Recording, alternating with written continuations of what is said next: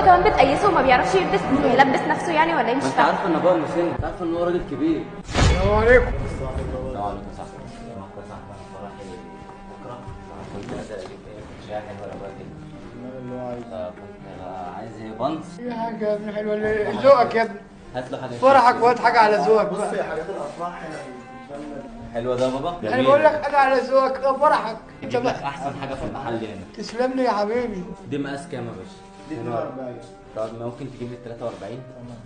انا زهقت، بيها مال. انا عايزه امشي، ورايا ميعاد. طب وراكي ميعاد؟ يعني هو لو رحنا نجيب الفستان دلوقتي ما هو هيقعد يستناكي برضه. هو انا نازله عشان اجيب معاه حاجات؟ طب ماشي اصبري، طب نجيب له الحاجه. انا مش عارفه انت مستعجله على ايه. اصبر يا بنتي، ده بيجيب لي حاجه احضر بقى فرح. خلاص خلصنا. طب انت بتكلمي ابويا كده ليه يا مريم؟ والله بكلمه عادي، شايفني بكلمه ازاي ما يعني؟ تكلميش ابويا كده. طب انا عايزه امشي دلوقتي حالا. طب اصبري، طب يقيس الجزمه. انا قلت لك عايزه امشي على فكره، انت ما بتفهمش.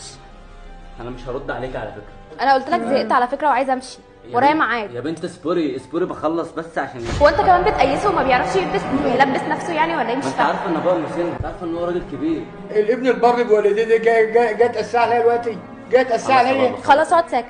طب ما يا تكلميش بنتي ابويا لو كده. مالوش خير في ابوه مش هيبقى له خير فيكي. انا عايزه امشي دلوقتي حالا. سامعك تصبري كلمه يا بالطريقه اصلا. انت مالك؟ انت ايه اللي دخلك؟ هترد.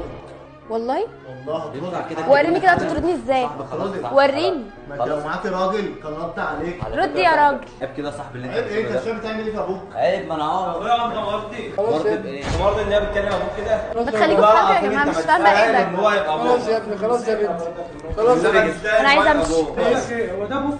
هتيجي معايا ولا هتخليك مع ابوك؟ دي مين دي؟ هتيجي معايا ولا هتخليك مع ابوك؟ خطيبتي يا عم. دي خطيبتك؟ يا عم خطيبتي.